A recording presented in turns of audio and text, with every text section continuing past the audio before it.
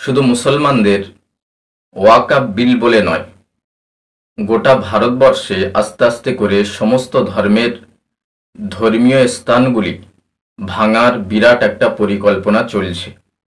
মুম্বাইয়ে জৈন সম্প্রদায়ের মানুষদের 90 বছরের এক দিগম্বর মন্দির ছিল।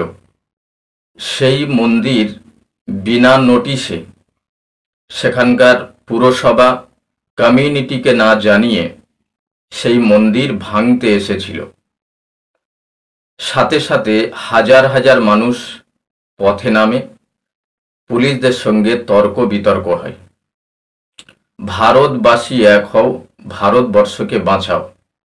দেখুন সেই ছবি।